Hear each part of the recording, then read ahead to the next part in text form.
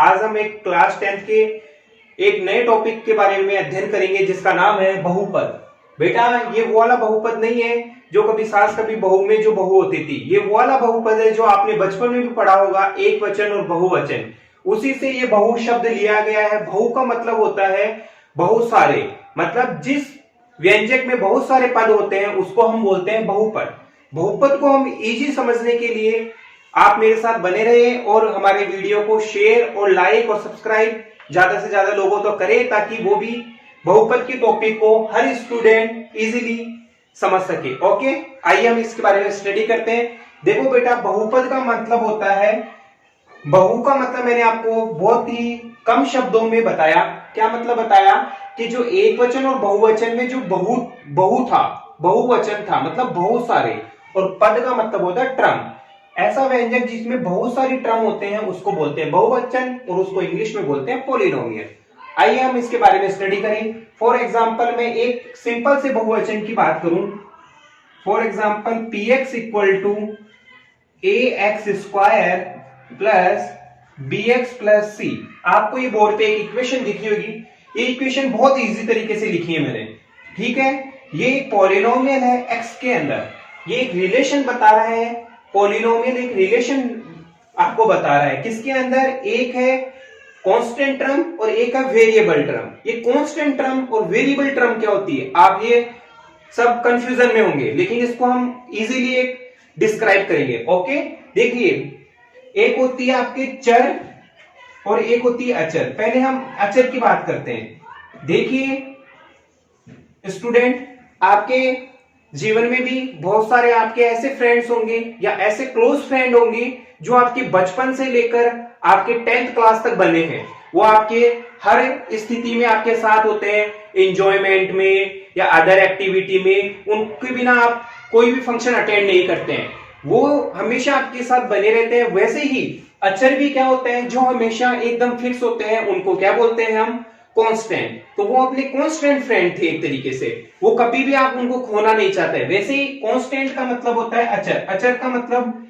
कोई भी नंबरिंग जो हमेशा फिक्स होती है, 1 2 3 एंड सो ऑन।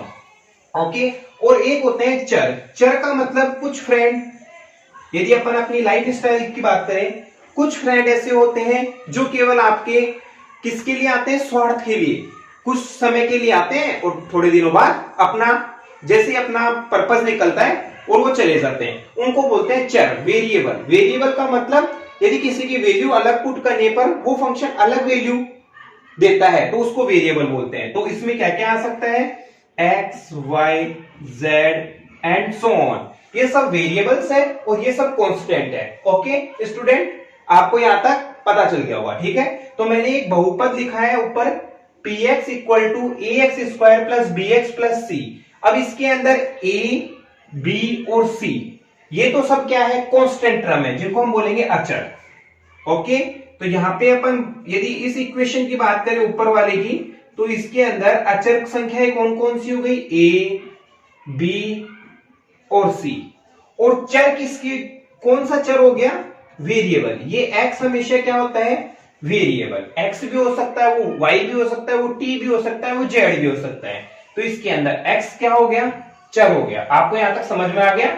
ओके, हम आगे की बात करते हैं। ओके स्टूडेंट,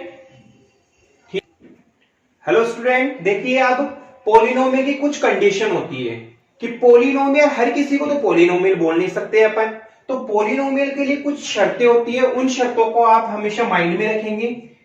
क्या होना चाहिए पॉलिनोमियल के लिए, हमेशा पॉलिनोमियल की पावर या अपन उसको बोलते हैं घात। पॉलिनोमियल की जो घात होती है वो कैसी होनी चाहिए, हमेशा आपको पता होना चाहिए, वो धनात्मक पूर्णांक होनी चाहिए। कैसी होनी चाहिए, धनात्मक पूर्णांक। पॉलिनोमियल की घात कैसी होनी चाहिए, धनात्मक पूर्णांक होनी चाहिए। और सेकंड कंडीशन क्या होती है पॉलिनोमियल की, पॉलिनोमियल की सेकंड कंडीशन होती है कि यदि उसके अंदर अपन पद लिख रहे हैं तो वो पद कैसे होने चाहिए, या तो इंक्रीजिंग ऑर्डर में आने चाहिए या डिक्रीजिंग ऑर्डर में आने चाहिए, ठीक है ना। तो वो क्या होने चाहिए, या तो इंक्रीजिंग ऑर्डर में आने चाहिए इंक्रीजिंग ऑर्डर में आनी चाहिए और या डिक्रीजिंग ऑर्डर में आने चाहिए, डिक्रीजिंग ऑर्डर में आने चाहिए। ओके, ये दो कंडीशन है, उसमें फर्स्ट वाली कंडीशन बहुत इंपॉर्टेंट है। फॉर एग्जांपल अभी मैंने आपके सामने एक पॉलिनोमियल लिखा था px equal to ax square plus bx plus c। Okay, तो इसके अंदर देखो जो x की पावर थी ये यहाँ पे पॉजिटिव थी, पॉजिटिव 2 थी, और यहाँ पे x की पावर 1 थी, और यहाँ कांस्टेंट है c, यहाँ आपको पावर नहीं दिख रही, मतलब यहाँ पे x की पावर 0 है। ओके, तो हमेशा घात कैसी होनी चाहिए, घात का मतलब होता है पावर, इसको यदि अपन इंग्लिश में बोले तो इसका मतलब होता है पावर। तो पावर कैसी होनी चाहिए उस पॉलिनोमियल की, हमेशा पॉजिटिव इंटीजर होनी चाहिए, मतलब पॉजिटिव है तो धनात्मक पूर्णांक होनी चाहिए उसकी घात। या वो सीरीज कैसी होनी चाहिए, इंक्रीजिंग ऑर्डर में होनी चाहिए या डिक्रीजिंग ऑर्डर में होनी चाहिए, ठीक है ना, या तो बढ़ते हुए क्रम में होनी चाहिए या घटते हुए क्रम में। देखो यहाँ पे x की पावर 2 थी, फिर यहाँ पे x की पावर 1 हो गई, यहाँ x की पावर 0 हो गई, तो ये पॉलिनोमियल हो गया। आगे आपको बात समझ में? चलो अब इस पॉलिनोमियल की अपन ने क्या किया, आगे की स्टडी की, तो हमने इसके अंदर से कुछ क्लासिफिकेशन निकाले। तो पॉलिनोमियल के पार्ट के बारे में अपन पढ़ते हैं। तो पॉलिनोमियल को 2 टाइप से अपन ने डिवाइड किया। एक तो हुआ पॉलिनोमियल को डिवाइड करने का तरीका उसकी पदों की संख्या के आधार पर। तो पॉलिनोमियल को पदों के आधार पर अपन ने डिवाइड किया। तो पदों के आधार पर कैसे डिवाइड किया, अब आप इसको समझे, ठीक है। पदों के आधार पर इस प्रकार से डिवाइड किया कि हमने पॉलिनोमियल की स्टडी की, तो हमने देखा जिस पॉलिनोमियल में केवल एक पद होता है उसको हम बोलते हैं एक पदी बहुपद। उसको क्या बोलते हैं, एक पदी बहुपद। इसकी बहुत इजी डेफिनेशन है और इसको आराम से इजीली समझा जा सकता है। इसको इंग्लिश में बोलते हैं मोनोमियल पॉलिनोमियल, ठीक है ना। एक पदी बहुपद, एक पदी बहुपद क्या होता है, जिस पॉलिनोमियल में केवल एक टर्म होती है उसको बोलते हैं एक पदी बहुपद। अब टर्म क्या होती है, देखिए बेटा ये सब टर्म है, ये फर्स्ट टर्म है, ये सेकंड टर्म है, ये थर्ड टर्म है। तो इस पॉलिनोमियल में जो गिवन था उसमें 3 टर्म थी, जो टर्म प्लस से या माइनस से सेपरेट होती है। तो यहाँ किससे सेपरेट हो रही है, ये प्लस से। तो एक पदी बहुपद में क्या होगा, फॉर एग्जांपल यदि इसको px से शो करें, ओनली एक टर्म आएगी, वो क्या हो सकती है, जैसे एक्स स्क्वायर हो गई, ये एक टर्म हो गई अपने आप में। सेकेंड अभी इसी की एग्जांपल की बात करें, px इक्वल टू 2 हो गई, तो ये भी एक पदी बहुपद है। px इक्वल टू जैसे आपने लिख दिया माइनस का एक्स क्यूब, तो ये भी एक पदी बहुपद है। इनमें केवल एक एक टर्म ही है, अलग टर्म नहीं है इसके साथ में, प्लस या माइनस से कोई भी डिफरेंशिएट टर्म नहीं आ रही है, ठीक है। तो ये एक पदी बहुपद हो गया। अब अपन इसका सेकंड देखते हैं, द्विपदी बहुपद। ओके, तो मैं यहां पे इसको इरेज कर देता हूं। देखिए द्विपदी बहुपद, इसका सेकंड क्या था, टाइप्स था द्विपदी बहुपद। अब द्विपदी बहुपद को इंग्लिश में अपन क्या बोलते हैं, बाइनोमियल। बाइनोमियल मतलब जिस बहुपद में 2 पद विद्यमान होते हैं उसको द्विपदी बहुपद बोलते हैं। फॉर एग्जांपल यदि अपन px की वैल्यू बात करें तो मैंने लिखा 2x स्क्वायर प्लस 1। अब देखिए बेटा यहाँ पे एक पद तो ये वाला हो गया आपका, और एक पद प्लस से सेपरेट होके 1 हो गया, तो ये द्विपद हो गए, तो द्विपदी बहुपद। फॉर एग्जांपल और बात कर लेते हैं आप, यदि आपको और अच्छा समझ में आ जाएगा, x cube minus 2x square, तो ये भी क्या है, एक द्विपदी बहुपद का एग्जांपल है। एक पद ये रहा और सेकंड पद ये रहा, तो इसमें भी 2 पद है, तो ये भी किसका एग्जांपल हो गया, द्विपदी बहुपद का। अब इसका थर्ड टाइप और देख लेते हैं अपन, त्रिपदी बहुपद। त्रिपदी बहुपद अब आपको समझ में आ गया होगा। त्रिपदी बहुपद किसके बोलेंगे, त्रिपदी बहुपद उस बहुपद को बोलेंगे जिस बहुपद में कितने पद होने चाहिए, 3 पद होने चाहिए। ओके, फॉर एग्जांपल इसकी भी बात कर लेते हैं, px इक्वल टू क्या लिख सकता हूं मैं, यदि सिंपल तरीके से लिखूं ax cube plus bx square plus cx, तो ये क्या हो गया, त्रिपदी बहुपद हो गया। First term, second term and third term, इनको ट्रम्स बोलते हैं, जो प्लस या माइनस से सेपरेट होती है इनको ट्रम बोलते हैं। तो ये त्रिपदी बहुपद हो गया। Okay, understand. अब एक टाइप होता है, यदि हमने और स्टडी करेंगे, ये तो पद के हिसाब से अपन ने इनको बता दिया, अब ये इसकी और स्टडी करते हैं तो एक इसका क्लासिफिकेशन एक दूसरे तरीके से भी कर सकते हैं, वो होता है घात के हिसाब से। तो अपन इसका क्लासिफिकेशन कर रहे हैं घात के आधार पर, मतलब पावर या डिग्री, पावर को डिग्री भी बोल सकते हैं अपन। तो घात के आधार पर इसका क्लासिफिकेशन करेंगे। अब उसके अंदर क्या क्या होता है सुनिए। एक होता है अपने रेखिक बहुपद, क्या लिखा है मैंने नाम, रेखिक बहुपद। अब आप ये देखेंगे बहुपद क्या होता है, रेखिक बहुपद इंग्लिश में इसको बोलते हैं लीनियर पॉलिनोमियल। लीनियर पॉलिनोमियल मतलब जिस बहुपद की घात, जिस बहुपद की डिग्री एक होती है उसको बोलते हैं रेखिक बहुपद।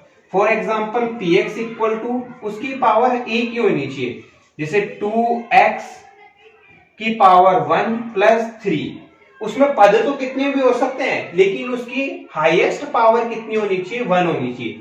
जैसे इस बहुपद की हाईएस्ट पावर कितनी है, 1 है। तो ये किसका एग्जाम्पल हो गया, रेखिक बहुपद का। फॉर एग्जाम्पल यदि अपन एक सिंपल वे में लिखे तो ऐसे भी लिख सकते हैं ax प्लस बी। अब यहाँ पे देखिए x की मैक्सिमम पावर कितनी आई, तो 1 आई, तो ये रेखिक बहुपद हो गया। ओके, अब इसका सेकंड होता है रेखिक बहुपद हो गया द्विघाती बहुपद। द्विघाती मतलब जिसकी दो घात होती है, द्विघाती बहुपद। इस बहुपद को इंग्लिश में बोलते हैं क्वाड्रेटिक पॉलिनोमियल। क्वाड्रेटिक पॉलिनोमियल मतलब जिस बहुपद की अधिकतम घात कितनी होनी चाहिए, 2 होनी चाहिए। For example px equal to आप क्या लिख सकते हैं, ax square bx plus C. तो ये द्विघात बहुपद की स्टैंडर्ड फॉर्म का एग्जाम्पल हो गया। तो x के अंदर x की मैक्सिमम पावर यहाँ पे कितनी दिख रही है आपको, 2 दिख रही है, तो ये द्विघाती बहुपद का एग्जाम्पल हो गया। यदि अपन एक एग्जाम्पल की और बात कर लेते हैं, 2x square plus 5x plus 3, तो ये भी किसका एग्जाम्पल हो गया, एक इसकी मैक्सिमम पावर कितनी है बहुपद की, यहाँ पे 2 है, तो द्विघातीय बहुपद का एग्जाम्पल हो गया।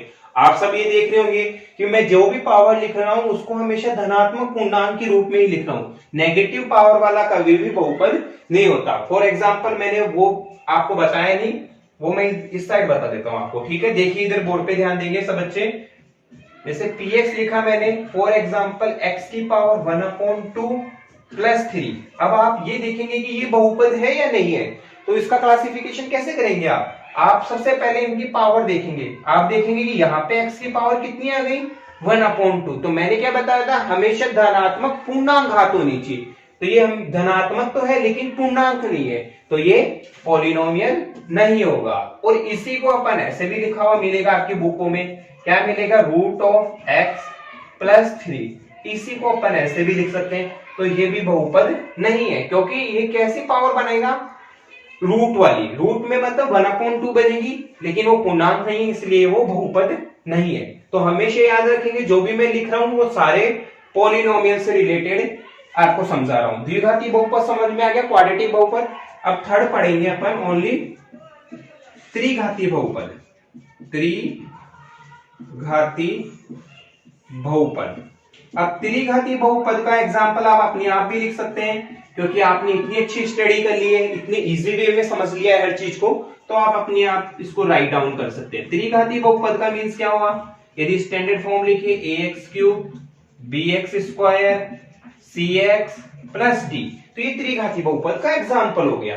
इसकी मैक्सिमम पावर 3 हो गई, तो ये त्रिघाती बहुपद है। और ये अपन इसको पद के हिसाब से डिस्क्राइब करें तो ये कौन सी पद, कितने पद है इसमें, 1 2 3 4 पद है, तो ये क्या हो गया, चतुर्थ पदी बहुपद हो गया। यदि पदों के हिसाब से कैलकुलेशन करेंगे तो चतुर्थ पदी बहुपद है, और घात के हिसाब से इसको बताएंगे तो ये त्रिघाती बहुपद हो गया। तो आपको ये समझ में आ गया होगा सारा कि अपन ने घात के आधार पर इसको क्लासिफिकेशन किया है, हमने इसको पदों के आधार पर क्लासिफिकेशन किया। अब हम इस बहुपद के शून्यांक निकालेंगे। आ रहा है मजा, तो लगाओ लाइक ठोको, ठीक है। अब देखिए बेटा, एक टॉपिक और पढ़ लेते हैं, इधर सुनो। अब आपको यहाँ पे शून्यंक निकालने हैं बहुपद के। तो शून्यंक क्या होते हैं बहुपद के? शून्यंक। इन शून्यंक को हम बोल सकते हैं इनका सॉल्यूशन। आपको क्या लिखा हुआ आ सकता है? सॉल्यूशन भी लिखा हुआ आ सकता है। और क्या लिखा हुआ आ सकता है आपके पास? इसके लिए एक वर्ड आता है रूट्स। ये भी है, एक ही बात है, सॉल्यूशन लिख दो, रूट्स लिख दो, ये शून्यंक लिख दो, ये सारे एक ही होते हैं, ठीक है ना। अब बहुपद के शून्यंक कैसे निकालेंगे? फॉर एग्जाम्पल एक px दे रखा आपको 2x + 3। अब आपको ऐसे बोल दे कि ये जो बहुपद है उसके आप शून्यंक निकालिए या सॉल्यूशन निकालिए या रूट्स निकालिए, तो वो क्या होता है? बहुपद का शून्यंक का मीन्स होता है, नाम से ही पता चल रहा है कि x की ऐसी वैल्यू पुट करनी है ताकि इसका मान 0 आ जाए। तो वो कैसे निकालेंगे? उसको निकालने के लिए सबसे पहले आपका क्या करेंगे? इस px को ही 0 कर लेंगे। तो मैंने इसको 0 पुट कर दिया, शून्यंक निकालना है, तो 2x + 3 लिख दिया, बोर्ड पे ध्यान देंगे, ठीक है। अब आपको इस 3 का स्थानांतरण इधर करना है, मतलब 3 को ट्रांसफर करके इधर लेके आना है। यदि आप 3 को यहां से यहां तक लाएंगे तो -3 हो गया और ये आपको 2x हो गया।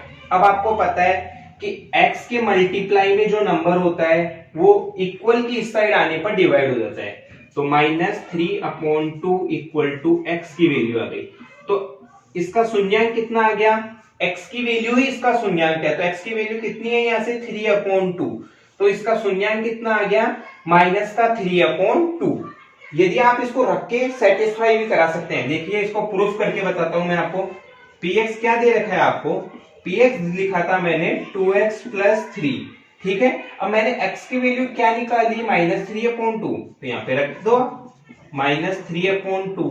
देखो बेटा 2 × x की value -3/2 + 3 as it is, okay. देखो बेटा ये 2 से 2 कैंसिल आउट हो गया, यहाँ पे -3 है, यहाँ पे +3 है, -3 और +3 कैंसिल आउट होके क्या बन गया? 0। तो p -3/2 पुट करने पर इसकी वैल्यू कितनी आ गई? 0। तो x इसका शून्यंक कितना हो गया, मतलब इसका रूट्स कितने हो गए या इसका सॉल्यूशन कितना हो गया? -3/2। तो ये यहाँ लिखा हुआ आता है -3/2 इसका रूट्स हो गया। फॉर एग्जाम्पल और भी आप एग्जाम्पल निकाल सकते हैं। चलो एक और एग्जाम्पल करके देख लेते हैं अपन। आप लोगों को समझ में आ रहा है? ठीक है, ओके। आप ऐसे स्टडी करते रहें और हम ज्यादा से ज्यादा वीडियो आपके लिए हमेशा प्रोवाइड कराते रहेंगे। px = इधर ध्यान दो, फॉर एग्जाम्पल लिख दिया मैंने 5x + 10। अब आप इसका शून्यंक फाइंड आउट करके दिखाएंगे। तो मैंने क्या बताया था? शून्यंक निकालने के लिए क्या प्रोसेस है?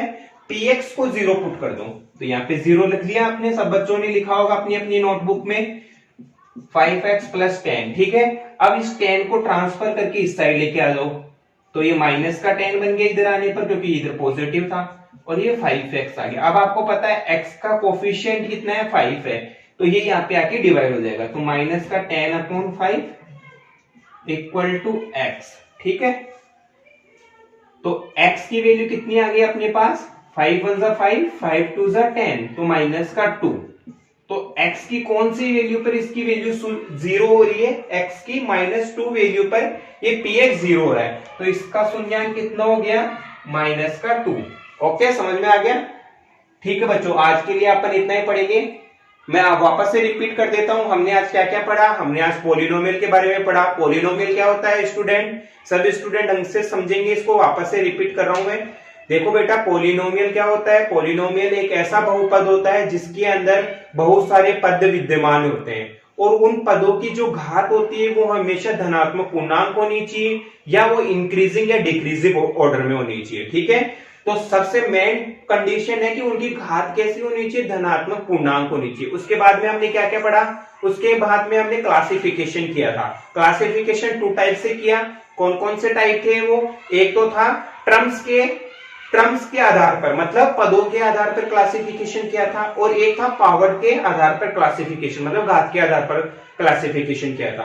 अब मैंने जो पदों के आधार पर क्लासिफिकेशन किया था वो बहुत इजी था। क्या क्या लिखे थे मैंने? एक पदी बहुपद, द्विपदी बहुपद और त्रिपदी बहुपद। एक पदी बहुपद में जिस बहुपद में एक ही पद विद्यमान होगा उसको एक पदी, और जिसमें 2 होंगे तो उसको द्विपदी, और जिसमें 3 पद हो गए उनको त्रिपदी बहुपद बोलेंगे।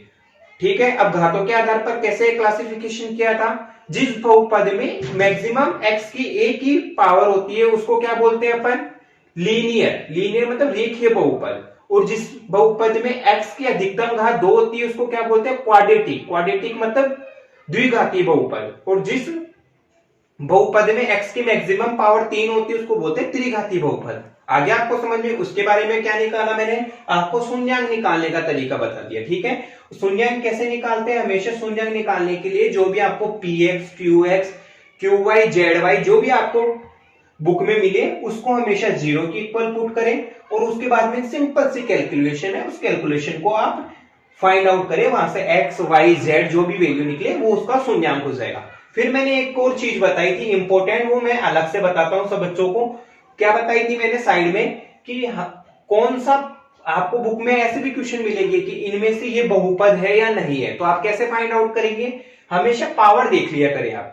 पावर यदि आपको धनात्मक पूर्णांक दिख जाएगी तो वो तो बहुपद हो जाएगा, और पावर यदि 1/2 या अंडर रूट में या माइनस में दिख जाएगी तो वो बहुपद नहीं होगा। फॉर एग्जाम्पल माइनस का भी देख लो आप, जैसे ऐसे भी आपको मिल सकता है एग्जाम में, x की पावर -1 प्लस x की पावर 2 प्लस 3x5 ये मिल गया आपको, तो ये भी बहुपद नहीं है क्योंकि यहाँ पे x की पावर -1 आ गई, इसके कारण ये बहुपद नहीं है। ठीक है ना, तो हमेशा पावर कैसे होनी चाहिए, धनात्मक पूर्णांक होनी चाहिए। आज के लिए हम इतना ही पढ़ेंगे, नेक्स्ट वीडियो में आपको सारी जानकारी मिलेगी इससे, नेक्स्ट वाले की। Okay, thank you.